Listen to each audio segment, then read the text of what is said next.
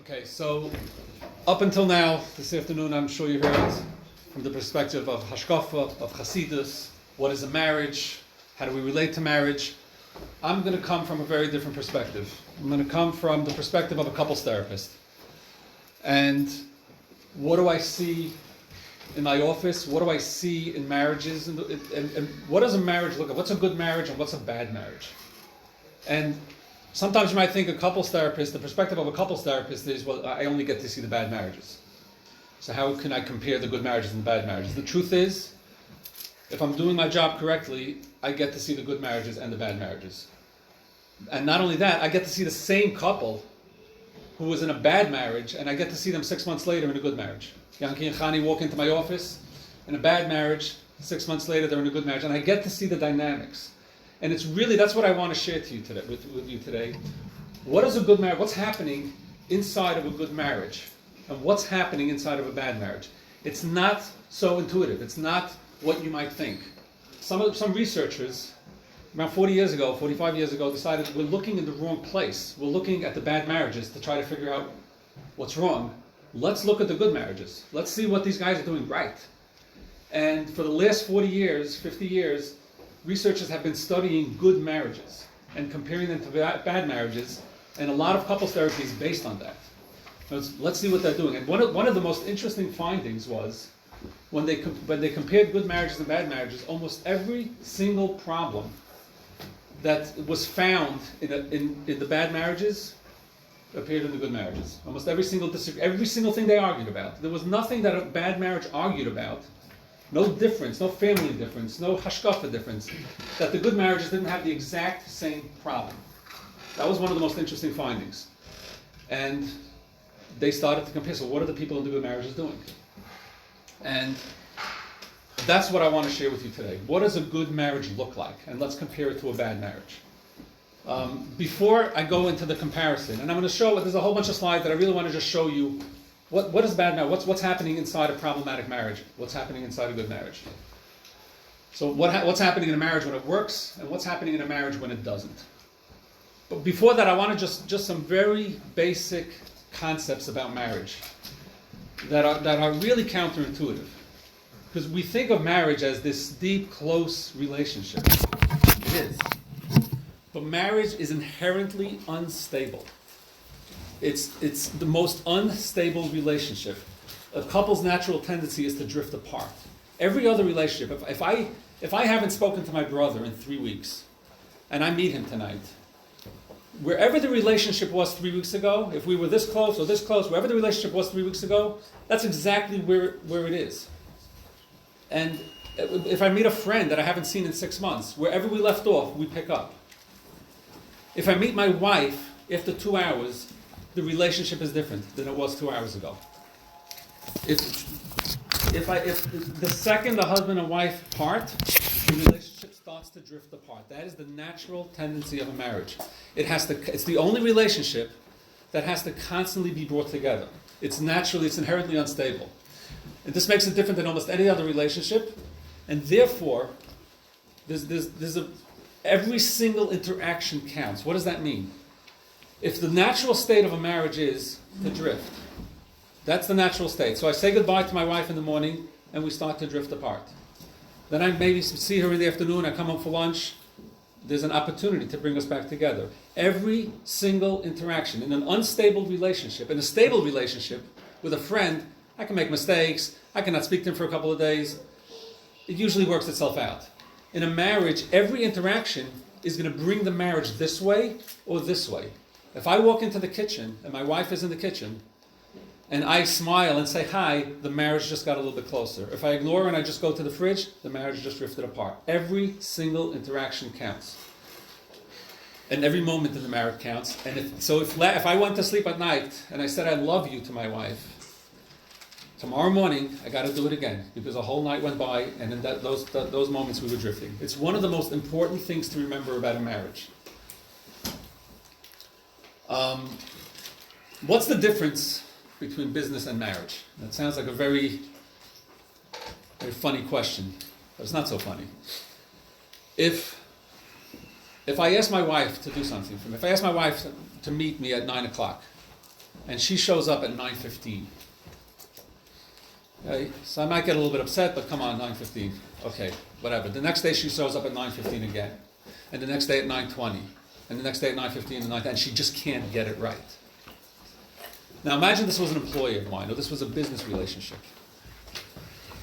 In a business relationship, the behavior is the primary thing. If I have an employee and I say he has to be here at 9 o'clock, then he has to be there at 9 o'clock. If he shows up 9:15 or 9:30, and every day he has a good excuse. It's a good excuse. Carpool, my kid was sick, this happened, I had a cold, I went to sleep late last night. Every day there's a good excuse. After a while, enough excuses, because the behavior is the primary thing, and the reason for the behavior is secondary.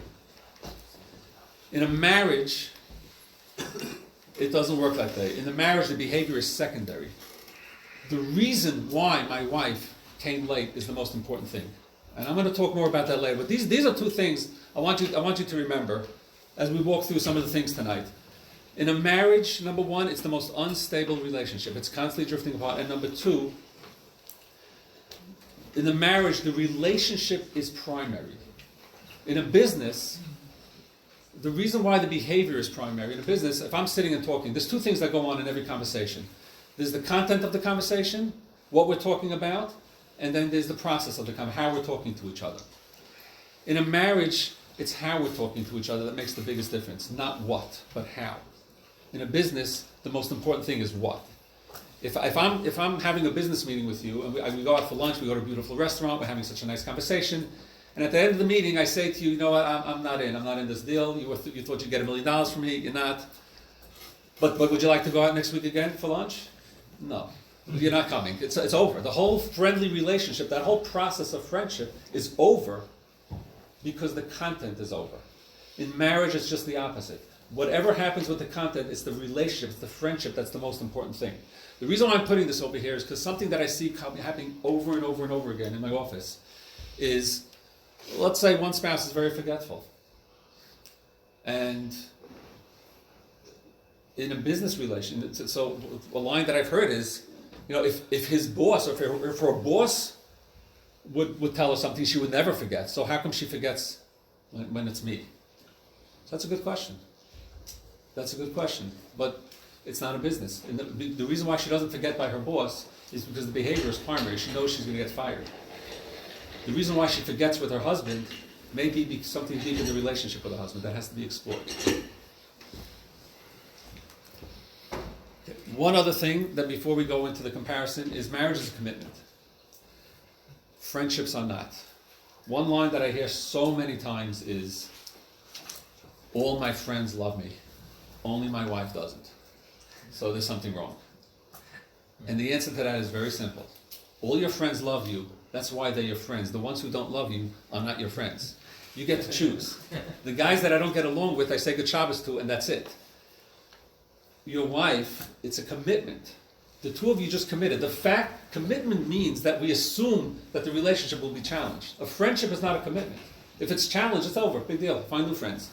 A marriage is a commitment. Commitment by definition means that it's going to be challenged. If I don't think it's going to be challenged, then why commit? The very fact that marriage is a commitment means it's going to be challenged. I've had people give me a blank stare in my office and say, I didn't know this was going to be hard. I didn't know this takes work. Marriage takes work. I heard this most recently from a guy who married 12 years, who had completely distanced himself from his wife. Good guy. And he was nice, and he was a good father, and he was good, but this marriage just doesn't work. It just doesn't work. We don't have a relationship. Really? We need to work on a relationship? It takes a lot of work. That's what a commitment is.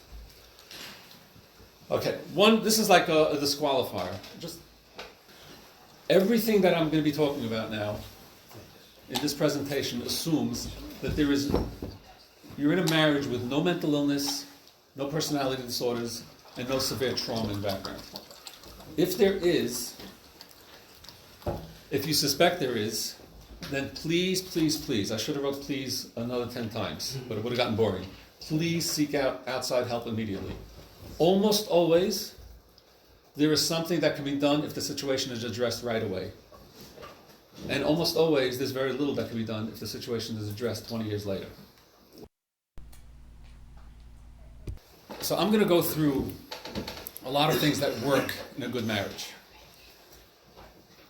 If you try to make the marriage work in that way, and it's just not possible, because there's somebody on the other side that no matter what I do, it doesn't work. It's just everything is happening in the wrong way. There's a lot of anger. There's a lot of emotional dysregulation.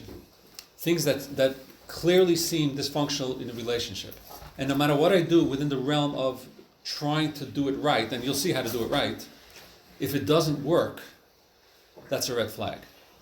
If the spouse cannot, I'm gonna be going through a whole bunch of rules. Checklist. Check. What if I just can't do it? I just can't. I can't get myself to behave in this way. I just can't. No matter how hard I try, I cannot behave the way people in a good marriage behave. It's a red flag.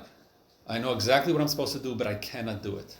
I know this is the right thing to do, but no matter what, my emotions don't allow me to do it. That's a red flag. That's a person that needs help. Okay, so what I'm going to do is I'm going to go through a bunch of scenarios. We're going to compare problematic marriage to a happy marriage. What's going on in the kitchen, in the bedroom? What is happening in a problematic marriage? What is happening in a happy marriage? Sorry. In a problematic marriage, I know exactly who you are. I know my spouse. In a happy marriage, I always remain curious about who you are. I don't know who you are. This is one of the most important yesodis in marriage. And they found this literally across the board. When you compare happy marriages to problematic marriages, this is one of the key points. You might think that in a good marriage, we just kind of know each other. And we make statements like, we know each other so well. We're like one person. We can read each other's minds. We finish each other's sentences. If this sounds familiar to any of you, look out. Because the problems are because you don't know each other. You can finish each other's sentences until you can't. You know each other so well until you don't. Okay, in a happy marriage, we don't know each other. We are two very different people, and I have no idea what my spouse is thinking. There was a book that was written a while back, not so while back, about 5-6 years ago, that it'd be a very popular book, a pop culture book. It was a big book in the world of psychology, and it really the thesis of the book was, and it's what became one of the most popular books in psychology, in pop psychology. And the thesis of the book was, it was a brilliant book. The thesis was that because marriage lacks mystery, intimacy in the marriage dies. When a marriage lacks mystery, intimacy dies. And basically, in the book, the author, she goes through, she discusses the idea that intimacy thrives in an atmosphere of not knowing, of discovery. The intimacy is an act of discovery, of not knowing. It's something new, something exciting. Excitement can only live in the not knowing. The second I know my spouse, intimacy dies. And this was based on studies, and this was based, and in the book she expresses, like, she struggles with this. And what's the answer to this? And does that mean that marriage, every marriage can only last 5-10 years? I read the book, I saw it as almost like a pirush on Hilchos Nida. The removal, moving away 2 weeks and creating that mystery again and starting that mystery over again. But always knowing that you will never know your wife, you will never ever know her, will keep the marriage fresh. There's always something to discover. Will keep intimacy fresh. And a lot of what we're going to go through is based on this concept.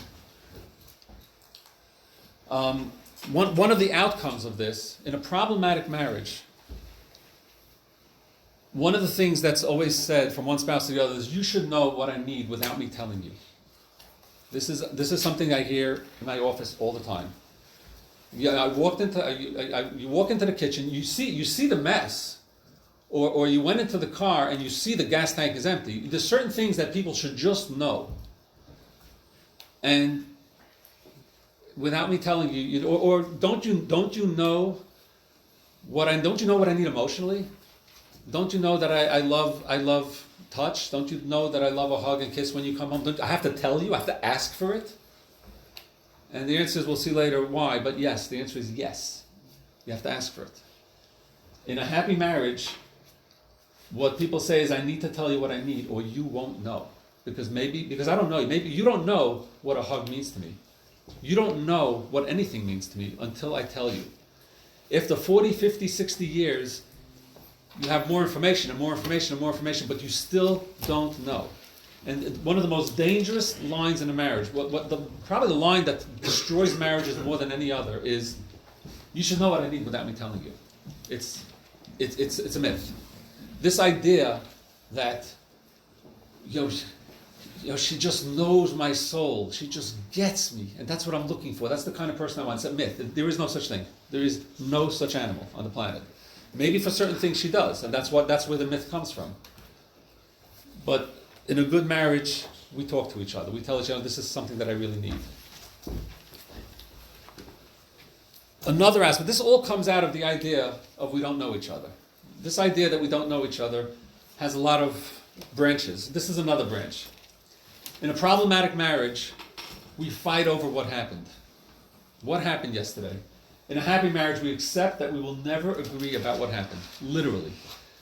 If a husband comes home at 7 o'clock and the wife is sitting in the kitchen crying because you promised me you're coming home at 6, I called you at 2 o'clock, you told me you're coming home at 6, and now it's 7. And the husband says, you're out of your mind. I told you I'm coming home. I said 6 o'clock. That's what I said. I said 6 o'clock. And the wife said, no, you said 7 o'clock. Welcome to marriage. That's a normal scene in a marriage. That's normal. That happens in every marriage. In good marriages, bad marriages, that's a normal thing. And if you start getting into a fight over who's right and who's wrong, what happened? It's clear to me what happened. It will never be resolved. You'll be fighting about this till you're 95 years old. There's a Gemara, actually a client brought in the Gemara and showed me a Yerushalmi that says, I went through this with a client once in session, and next week he came in with the Yerushalmi. Yerushalmi says that when two Eidim, when there's Drisha Chakira on two Eidim, and the Eidim are exactly alike, everything that they say is exact. Went through every single detail, matches perfectly. Shama said, hey, this is no good. Two people cannot see the same reality exactly the same. Always hold on to that in a marriage. And there are things that come out of that. We end up fighting. Once I know, let's say that scene that I just spoke about. The husband walks in 7 o'clock, the wife is fuming at the husband. And he walks in 7 o'clock, and she gives him a steer, and she storms out of the kitchen, and now there's a fight. Now there's a fight and later that he doesn't know what happened. All he knows is he walked into the house, she stormed out of the kitchen. Later they start fighting. Later they start talking about what happened. She says, I thought you said, I know you said 6. He says, no, I said 7. The fight is over really at that point. Because he's angry. He says, what, you just ignored me. I walked into the kitchen and you ignored me. Yeah, because in her universe, in her reality, she ignored him because she thought, in her world, that he just came home an hour later than he promised her. In his world, he came home on time. In a marriage, that's enough. Once you understand, so we understood reality differently. That's the happy marriage. In a happy marriage, we accept that we will never agree about what happened. So once we know, I have my reality. So when you stormed out of the kitchen, you were living in your reality. You were living in this reality of me coming home at 6 o'clock. I got it. Okay. Fight's over. We're good.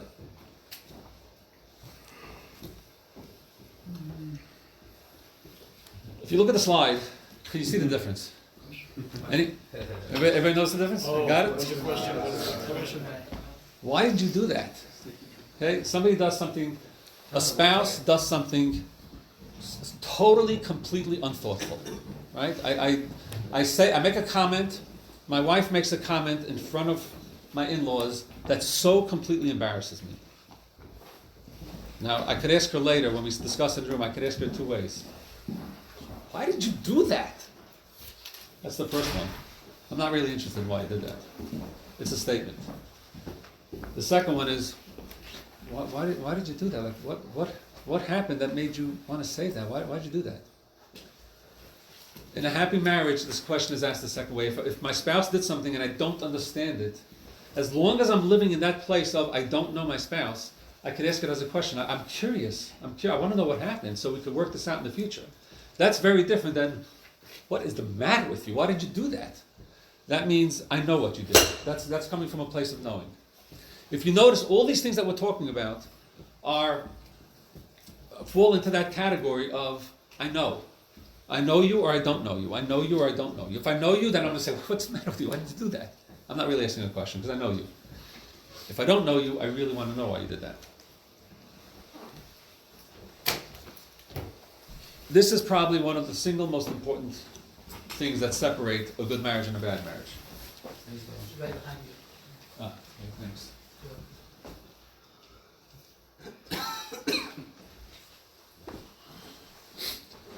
Who's right? Who's wrong? There are situations that come up in marriage. You will have situations where your wife says something that you think is completely, totally off the wall. I don't care how beautiful the dating was. I don't care how beautiful Shana Rishona was. The day will come. Your wife will say something, or your husband, her husband will say something that, no, that's not true. I know that it's like this. I know it's like that. Example?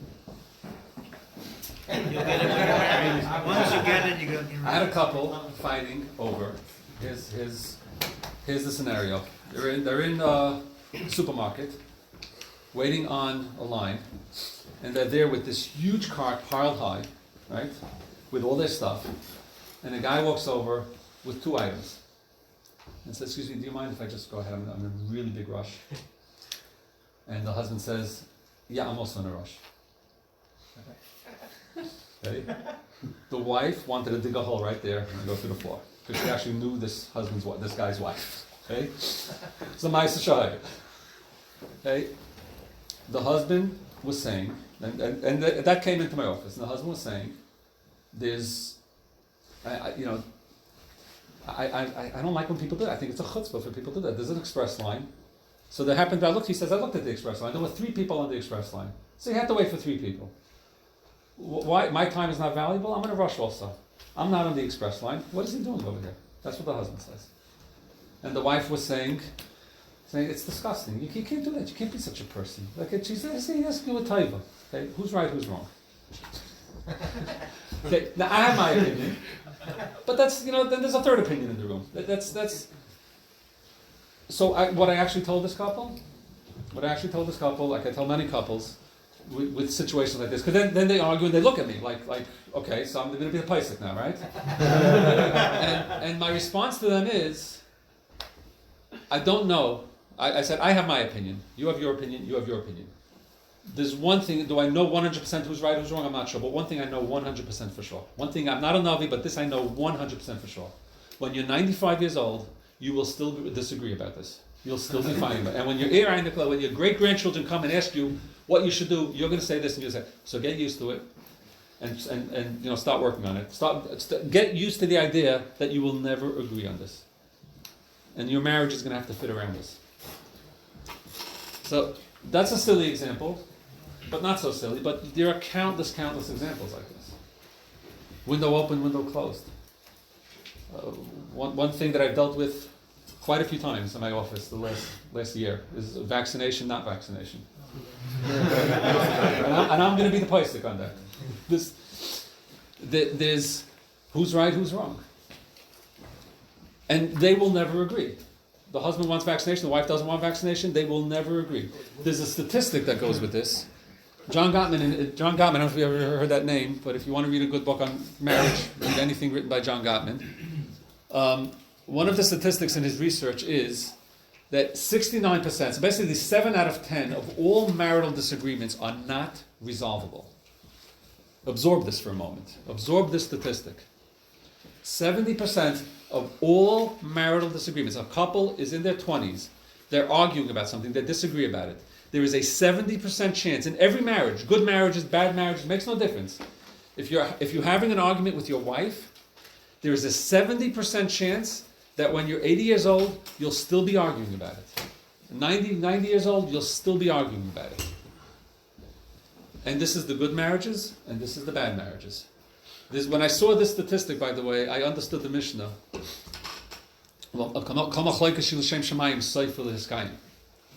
Right? Why Seifel Hiskayim? The word Seifel Hiskayim, you touch it literally, it means it will last forever. Why would you want a machlokes to last forever? And the answer is right here. When does a machlokes end? What's the end of machlokes? When does a machlokes usually end? What? When Mashiach comes. If you've ever been involved in a machlokes, you'll know that some of you might have the urge to say a machlokes ends when it's resolved. If you've ever been involved in machlokes, you know that most of the time it's never resolved. But it ends. You know when it ends? When it turns into a fight. When people stop, we're not talking to each other anymore. The machlokes is over. We're just not talking to each other anymore. Or we're just yelling at each other. Now it's not a machlokes. It's just screaming and yelling and fight. A machlokes that's l'shem shemayim is seifel hiskayim. If we understand that it's about emes over here. If we understand that it's about emes, we can disagree and we can continue to disagree forever. In a good marriage, when there's a disagreement, should I let this person cut in front of me of the line? Should I not let this person cut in front of me of the line? What's more important than that machlokes right there? The marriage, the relationship. If we can say, I will never agree with you. I think it's horrible that you don't let people walk in front of you on the line. But you're my husband, and this particular argument is not more important than the marriage. There are very few when couples can look at it that way, you'll find that there are very few machlokes that are more important than the relationship. Just to give you an idea of what happens when you realize it's not resolvable. What happens? I'm going to take the couple that I gave to you as an example. What do I do with them in therapy? How do I handle it? Just say, okay, you guys are still going to fight about it, goodbye? No. What happens is, once I realize that this is something that we're never going to resolve, we start talking about it differently. It's a different conversation.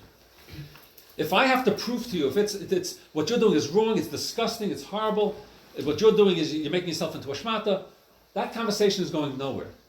Because it's about who's right and who's wrong. And a who's right and who's wrong conversation doesn't go anywhere. But what happens as soon as I realize that I hold one thing and I hold something else and you hold something else and we'll never agree? Watch how the conversation changes. Because once I accept that, okay, I can't prove that you're wrong. So what do I do now? I can't tell you anymore, I can't prove to you, I can't convince you that not letting this person cut in front of me is horrible. So you know what happens in the conversation then becomes, the conversation turns into something like this. It really, really bothers me. I feel embarrassed when I'm in the supermarket and my friend's husband comes over and it's so embarrassing to me. Like I just want to melt into the floor. I just feel so embarrassed. And then the guy says, I understand why you're embarrassed, but I feel like a shmata. I mamish feel like people are stepping all over me. Do you hear the difference in the conversation? Each one is talking about their pain. Each one is talking about their feelings. There's a real conversation going on. And when this particular couple talked about it, it went back and forth like this a few times until he said, okay, I'll tell you what. When I'm in the supermarket with you, I'll let people go ahead. Not because I agree that I think what he's doing is wrong, but I don't want to embarrass you, you're my wife. Right? But when I'm alone, I do what I want. She was okay with it. And that's where conversations go as soon as we realize we don't have to talk about right and wrong anymore. This is similar to that. In a problematic marriage, there's criticism of what you did wrong, and there's and in a happy marriage, there's an expression of my perspective, my needs, and my feelings. This was the example I just gave. Criticism means you are doing something wrong, or you did something wrong, and the opposite of criticism is just an expression of what I need. Almost anything that can be expressed as a criticism can also be expressed as a need. Think about it. Anything that I can say you're doing something wrong, I can express it in a way of I have a certain need.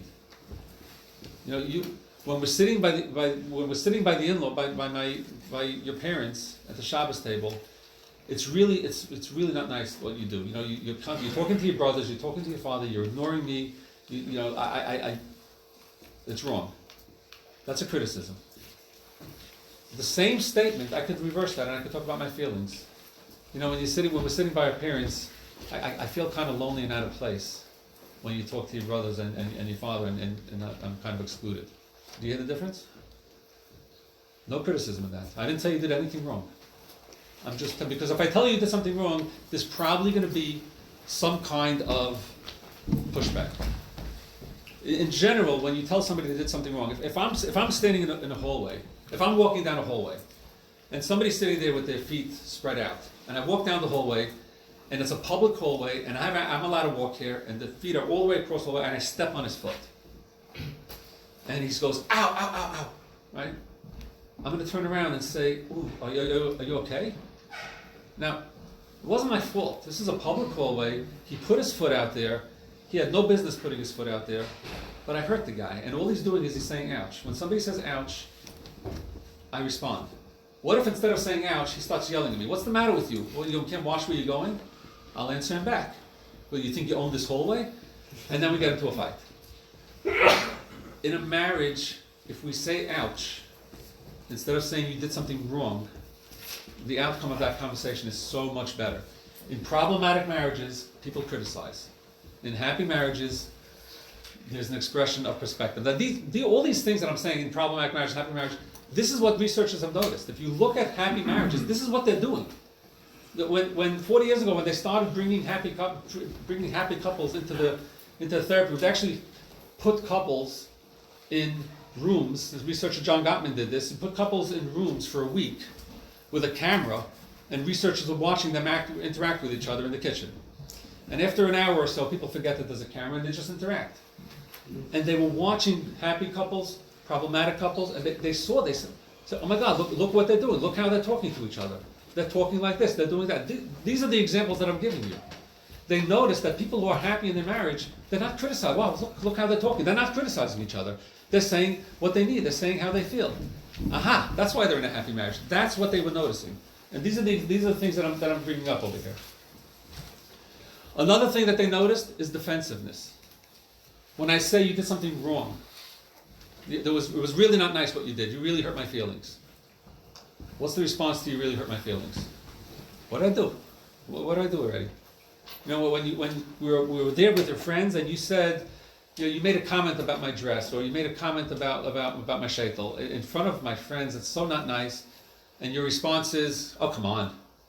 It's not a big deal. You're becoming defensive. Or how am I supposed to know that's going to hurt you? In happy marriages, they don't talk like that. In happy marriages, when my wife says, I was really hurt, the husband responds, it's just an opening to hearing another perspective. Wow, I didn't realize that you were hurt from that. I'm so sorry that you were hurt. That's it. Yeah, but in my mind, I may be thinking, I didn't do anything wrong. But that's not, you weren't accused of doing anything wrong. Your spouse just expressed hurt. Think about it. Be open to it. Negative sentiment and positive sentiment.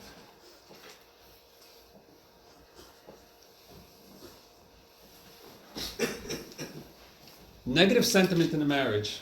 The word sentiment means just the general mood in the house, the general feeling that's going on between us.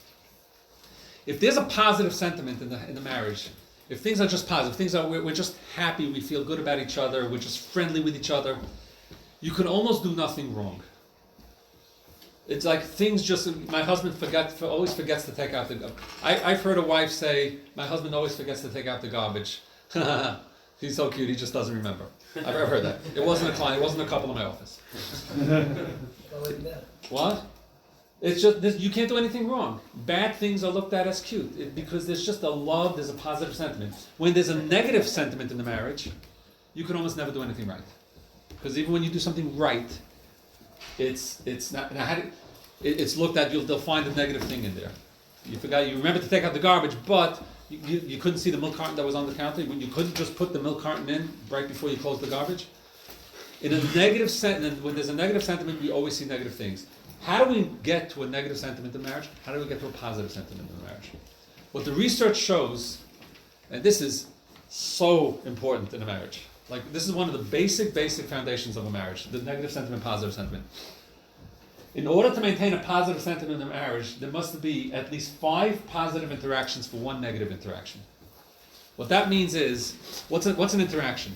I walk into the kitchen and I smile at my wife, or I say hi, or I say I love you, or I give her a kiss, or there's something nice that happens between us. That's a positive interaction. What's a negative interaction? It could be as simple as, that's a negative interaction. If there are 4 positive interactions for every 1 negative interaction in the marriage, 4, that means for every 4 times I smile and I say hi, and I do say something really nice, or I say, you look so beautiful, or I love your dress, I love your shaitel. For every 4 times, there's 1, oh, come on. 4 to 1. Should be positive. It's negative. The sentiment and the general mood in the home will be negative, we'll be angry at each other. You need at least a minimum of 5 to 1 positive interactions to shift the general sentiment between the couple to a positive place. And why that is that way is a much longer conversation, but that's the way it works. But 5 to 1 is only the beginning. The shift into positive territory is 5 to 1. To have a solid, secure, positive sentiment, you need 20 to 1. There's a couple that's, for every 1 negative interaction, there's 20 positive interactions. There are no negative. The negative interaction is unnoticed. It's just not there. It's because everything is positive. But you need 20 to 1. What does this mean in practical terms? It means every single opportunity that you have to smile at your wife, to say something nice, you got to put a lot of checks in the positive sentiment category. You have to keep on, like 20 for every 1 time that if you went to your wife 1 time, oh come on, that's it.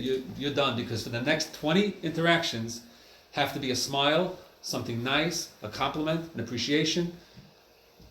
When you do that, you change the whole mood of the marriage. A husband walks into the kitchen to get something from the fridge, or to get the mail that's lying on the counter, and his wife is there, and he walks by, and he picks up the mail and walks out of the kitchen. He blew it. There's an opportunity there for a positive interaction. Look at her, smile, say something nice. Just random. You need to put 20 to 1. You need to get stuff in that column. It changes the entire mood of the marriage, the entire sentiment of the marriage. And when that happens, the next time you get into a fight, it won't even be a fight, if you can get there. It won't be. Imagine for the last 20 times you interacted with your wife, there was smiles, there was compliments, there was appreciation, and then you did something really bad. You forgot something, like something so obvious. She'll smile. It works. It really works. You forgot to take out the garbage, she'll think it's cute. But only you didn't put the cap on the toothpaste, and there's toothpaste all over the sink. She'll come and give you a kiss because you're so cute and messy. But that's only if you have if there's a non-stop barrage of positive sentiment, of positive interactions. This is this is marriage 101. A marriage that, it's so sad, but a marriage that doesn't have this, it's one of the most basic foundations of every marriage. And if you look, and again, looking at the happy marriages, this is what they're doing. When they started doing the research, and they started comparing happy marriages and sad marriages, and they were looking at these cameras in these apartments, that's what they saw. They said, wow, look, he's smiling. He smiled again. She smiled. She just said something nice to him. Look what's going on. And then he did something wrong. She ignored it. This is what they were noticing.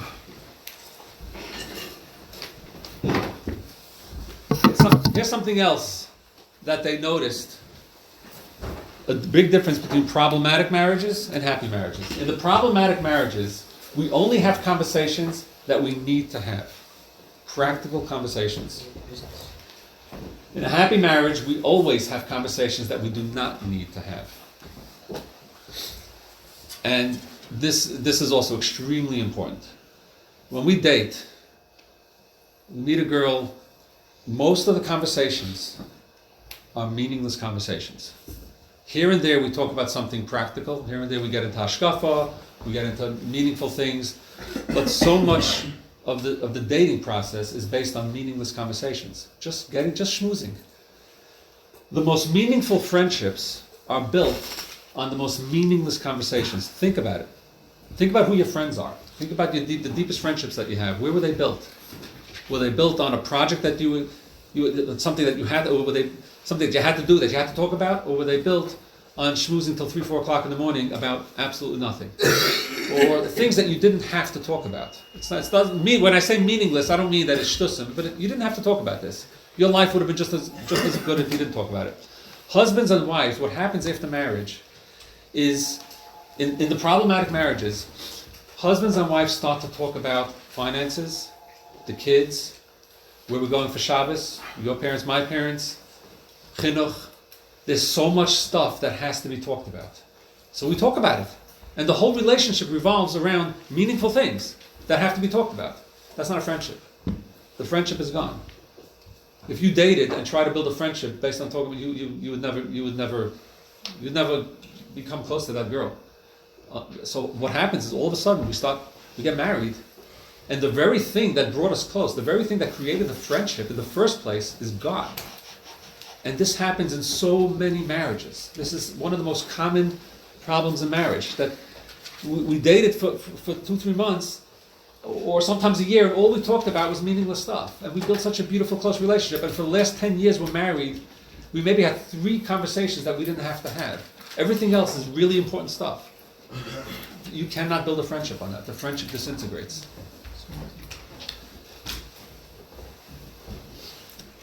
This ties in also a meaningless. When I say meaningless conversation, if you think about it, you don't get to know somebody from a meaningful conversation. You get to know somebody on a very deep level when you talk about the shtusim that are in your heart, when the child in you comes up, when the childishness in you comes up. That's when you start to get to know the pneumias. Discovering another human being requires meaningless conversations. If all you're talking about is things you have to talk about, you're not getting to know each other. The whole process of getting to know each other, of learning more about each other, is gone. And that brings us to dating. In problematic marriages, one of the biggest differences between problematic marriages and happy marriages is problematic marriages, the dating stops. There's no dating. Dating is a pre-marriage thing. In happy marriages, they never stop dating. Now, here's what I mean by dating. By dating, I mean a few things. First of all, what I just talked about. Do we just get together and talk about things that we don't have to talk about, like we did on the dates? But there's something else about dating. What's the process of a date? There's 2 things going on a date. Right? Imagine you're sitting with a girl in a lounge. What's the 2 main things that are happening over here? In your mind, what are the 2 main things? Number one, I have to be really nice.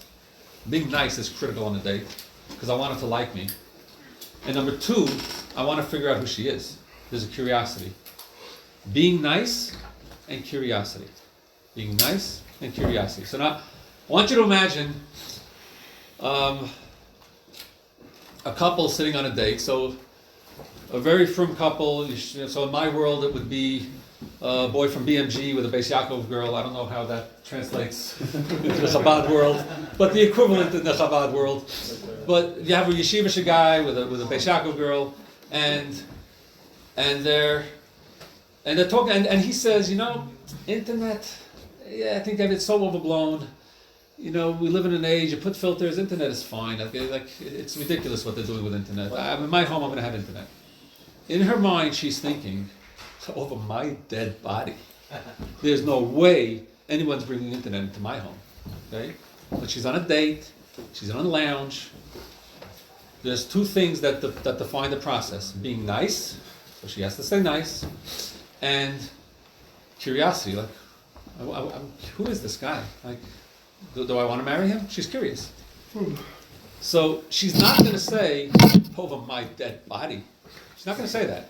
She's going to look him in the eyes and smile and say, really? How come? And then they're going to talk about it. And then she might say, I think, but the Gedalim said that. And in his mind, he's thinking, she's a primitive cave woman. That's what's going through his mind. He's not going to say that to her. He's not going to say to her, right? Remember, being nice and curious. He's not going to turn to her and say, you're a primitive cave woman. He's not going to do that. He's going to look at her with a smile and say, I know that it doesn't say that, but, and they're going to talk about it for a half hour, smiling and remaining curious. And in that conversation, they're going to learn a lot about each other. He's going to learn where she's coming from and what's going on underneath, and maybe there are fears that she has, and maybe she heard it was a story in her family, and maybe he'll learn things about her. And maybe her cousin went off the derech because things that will come up, and then she'll learn his background, and maybe in his home, his father said, was very positive about internet, and then there's certain things that they'll learn about each other. Now imagine this same couple if they didn't have this conversation on the date. Same couple, 2 years later, 3 years later, and he's in Kailul, so there's no need for internet, and the issue was never discussed. He walks into the kitchen one day. He says, I'm leaving Kailul in a month, and I'm going to work. So I just called Verizon, and I got an internet account. Okay, now she's thinking, over my dead body. What do you think she's going to say? Over my dead body. That's what she's going to say. And then he's going to say, you're a cave woman. What's the matter with you? The dating process is over. That's what that means. The whole process of let's be nice to each other, let's be curious is gone. And it goes out the window after marriage. The reason why it goes out the window after marriage is because suddenly it's not just about curiosity, but it's going to impact my life. On a date, I'm not afraid it's going to impact my life because if it doesn't work, I just leave. In a marriage, there's a fear that it's going to impact my life, and it stops the dating process. So now it's not about being nice, and it's not about curiosity. In a happy marriage, they're able to maintain that. In a happy marriage, they can stay with that. My wife, in a happy marriage, the wife hears that the husband wants internet, and she can stay in that process. She can stay focused. She can say, how come? Can you explain that to me?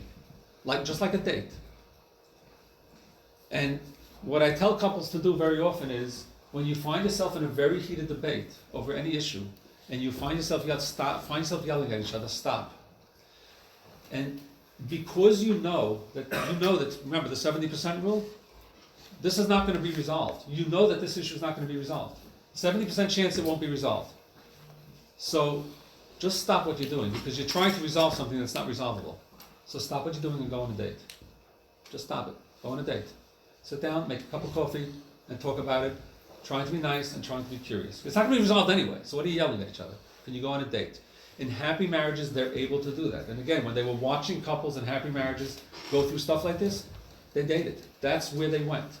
This is hard. Some people can do it naturally. If it doesn't come naturally, it's very difficult, but it's so important. The Four Horsemen? This is actually the Four Horsemen. You've read Gottman? I'm going through the Four Horsemen. Who said that? Yeah. I'm going through the Four Horsemen here. So if you noticed before, there was defensiveness and criticism. Those are two of them. Now I'm going to do the other two. Good. These four. What he was referring to is these four. There are four things that John Gottman says predict divorce. He says that if he sees these four things in a marriage, there's a 95% chance of divorce. In the frum community, that very often translates into a 95% chance of a completely miserable life with your wife. That's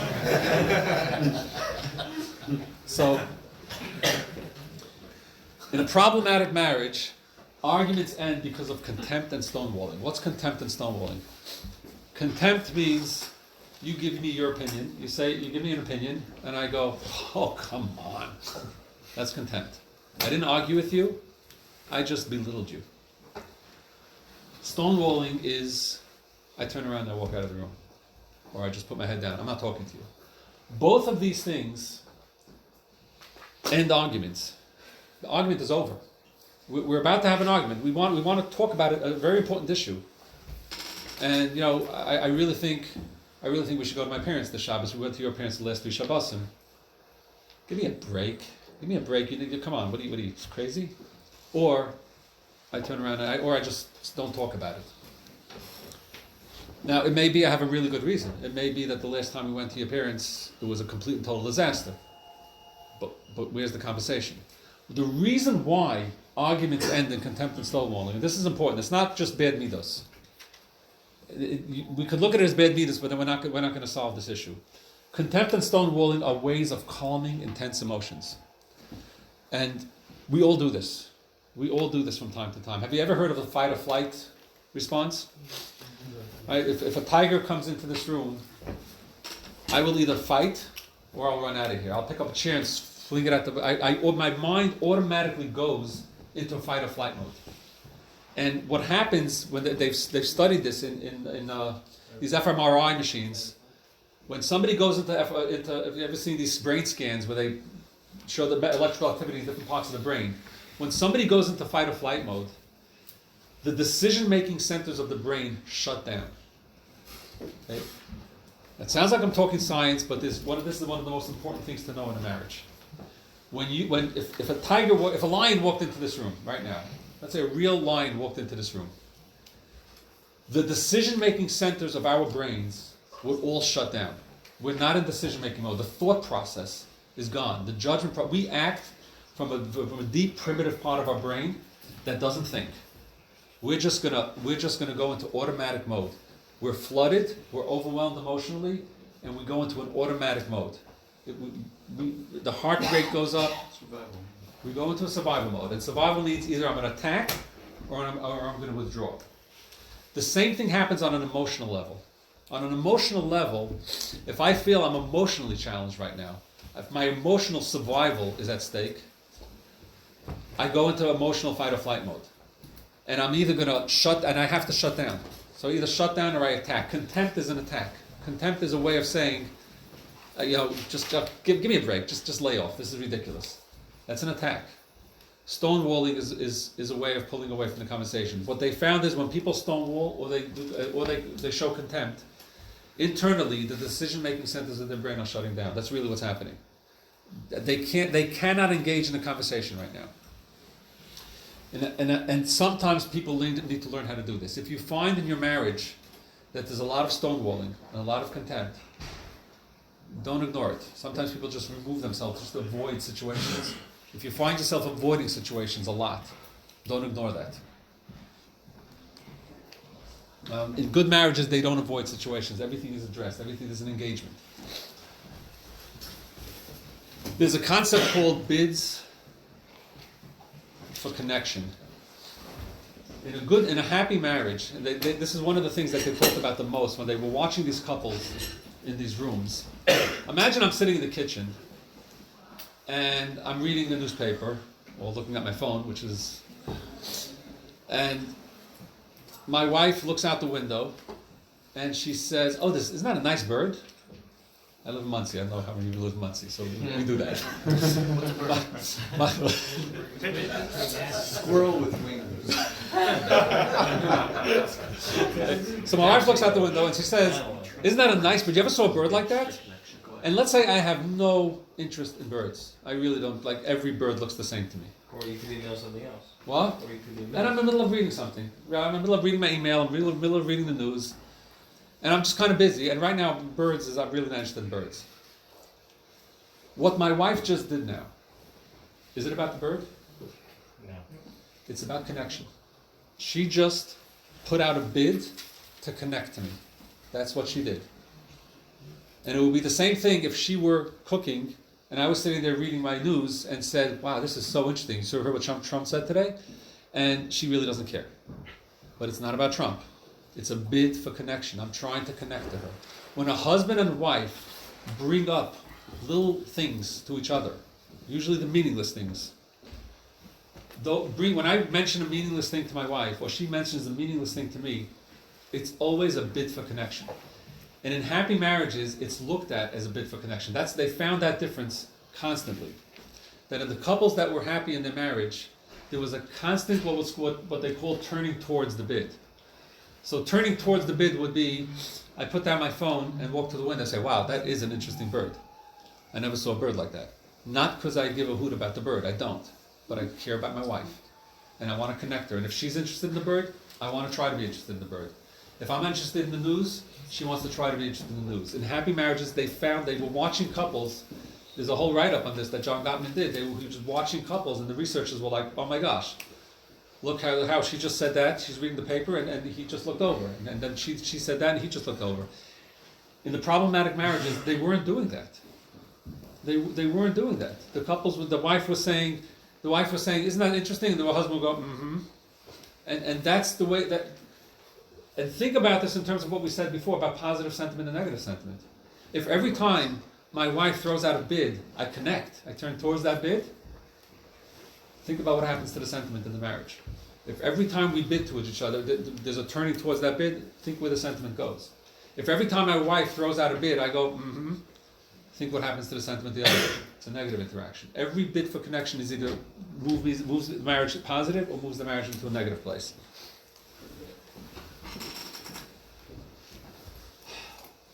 In connecting with each other, expressing love. What's love? I don't know if anybody here is familiar with the concept of love languages.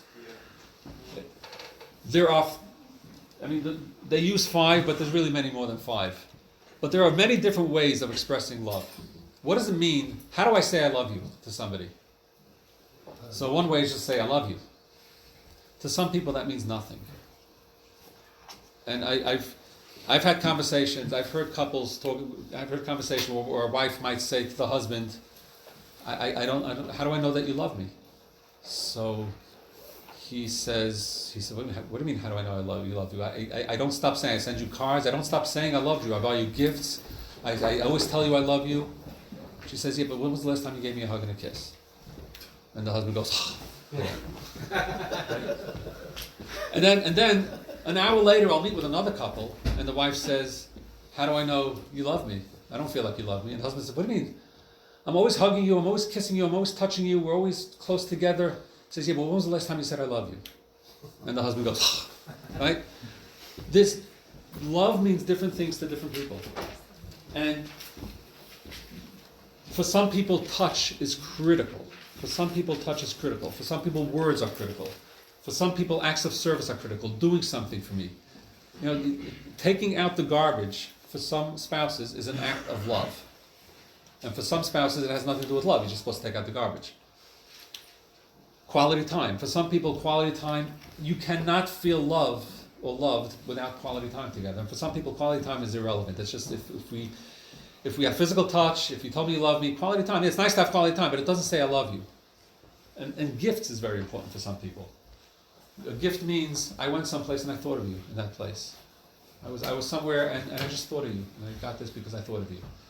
How do you know what your spouse's love language is? How do you know what means I love you to your spouse? And the answer is you don't. It's part of the discovery. And what makes this even more interesting is on Monday there might be one love language, on Tuesday there might be a different love language. And I've seen that. And so you don't know that without curiosity, without always asking, without talking to each other, without accepting that we are so very different. That what means love to me doesn't mean love to you, and what means love to you doesn't mean love to me. If I love vanilla ice cream, and I want to express my love to you with vanilla ice cream, so I go out and buy you this big bucket of vanilla ice cream, but you like chocolate ice cream, I blew it. So I need to ask you, what flavor do you like? I can't buy you the flavor that I like. What I've seen happen with this, what happens all the time, is that if I give you a love language that's not yours, if I don't give you the love language that you need, let's say physical touch is the most important thing for my spouse. Or let's say words is the most important thing for my spouse. If I don't give her physical touch, or I don't say I love you, all the other things that I do give will be resented, will be despised. And that's why you hear people say, I don't know, I do everything for her. I do everything for her. There's nothing, she doesn't have to lift a finger. Yeah, but she wants a kiss. She wants a hug. There has to be an understanding and a respect for what my spouse, and if I'm not getting what I need from my spouse, let's say for me, I need she's always doing stuff for me. She's making me supper, she's doing this, she's washing my clothes, and that's how she expresses love. I just wanted to say I love you. I want to spend time together. And then I get angry at her because we're not doing that. You can't get angry. So she doesn't love me because she doesn't want to spend time together. No. You have to tell her, I want to spend time together. That's important to me. It may not be important to her. Because her love language is different. I'm going to skip we really covered this. Let me touch on this briefly. The single most important outcome of any argument in a marriage is the marriage itself. We touched on this before. In every argument, there's the content and the process of the argument. There's what we're arguing about, and there's how we're arguing. Just keep in mind in every single argument, when I have an argument with my wife, we disagree about something. We're going to discuss where are we going for Shabbos. We're going to discuss which yeshiva we should send our kids to. The single most important outcome of that conversation is what? It's not which yeshiva my kid is going to. It's not where we're going for Shabbos. The single most important outcome of that conversation is what is our marriage going to look like after that conversation. That's more important than anything else because it's relevant to the next 80 years of how we're going to live together. Something I wanted to talk about on the slide before with love languages. In terms of intimacy, this is so important. I actually didn't put a slide up for this, but let me put this out there. Physical intimacy, for mostly, I'm going to say men and women. I'm going to say the difference between men and women, but literally everything that the literature says men are like this and women are like that, I've seen it both ways. So I'm going to say men and women, but sometimes it's the opposite. For most men, so let's say for most men, physical intimacy is a way of becoming close. Okay? If I want to get close to my wife, physical touch, intimacy, closeness, sexuality, these are things that bring us close together. That's for men. For most women, physical intimacy is something that we do when we're close.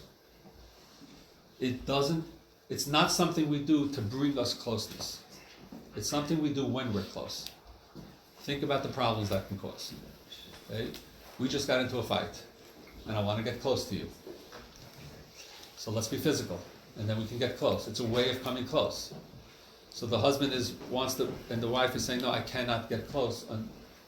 I can't be physical until we're close. So let's be physical, and then we'll get close. If you get into a fight with your wife, you better find some other way besides physicality, besides physical, besides intimacy, to get close. Because otherwise it won't work. And what happens is, this is really a love language issue. It's a subset of love languages. Physical touch means something very different. It doesn't mean we're going to get close. It's an expression of closeness for a woman. For a man, it's not an expression of closeness. It's a way of getting close. And again, I've seen that both ways. In a problematic marriage, hurt feelings are expressed as anger. In happy marriages, hurt feelings are expressed as hurt feelings. Think about every time you get angry. If, let's say you called me stupid right now, right? And I got angry at you. What happened in between you're calling me stupid and me getting angry? Something happened right in between. Before I got angry, I got hurt. And if I didn't express, if my hurt is too painful for me to hold on to, I'm going to get angry at you. In a marriage, when two people are angry at each other, when I have a couple in the room, in my office, angry at each other, the goal is, instead of saying what you're angry about, can you say why you're hurt? What hurt you? Behind every anger, there is hurt. Think about it the next time you get angry. Next time you're angry, stop and say, what's hurting? What's painful for me? And express that to your wife instead of expressing anger. When the anger creates distance between people. Hurt feelings create closeness. I want to do just two more slides I want to go through, and then either we're over or we'll do more questions. But let me just finish up these two slides because they're really important. In a problematic marriage, there is only room for two adults. In a happy marriage, there's room for two adults, but there's also room for all the little children that live inside of us. It's you can hear the violins playing in the background, right? A happy marriage is often the only place in the world where we can safely express the lonely, scared, vulnerable child that is crouching inside of us. Make room for that in a marriage. It's so important. And this is part of the not knowing. I know the adult in you, and you know the adult in me. We could sit here and talk for 5 minutes, and we will know the adult in each other. And when couples talk, they know the adult in each other. And the reason why they don't know anything about each other is that a whole kindergarten that comes along with us is not there. There's the difference between an adult and a child on an emotional level is zero. There is no difference. If you want to understand the emotions of an 80-year-old, just look at a 5-year-old. Hopefully, by the time we're 80, the Mayach Shaylat al Alev, and we don't walk around the streets crying. But when you see a little baby crying or screaming or kicking, that's us. We just learned how to keep it inside. In a marriage, you want to make that the place where it's okay to be that person. And what that means is the second slide, which is, in a problematic marriage, we share the practical and important parts of our inner world.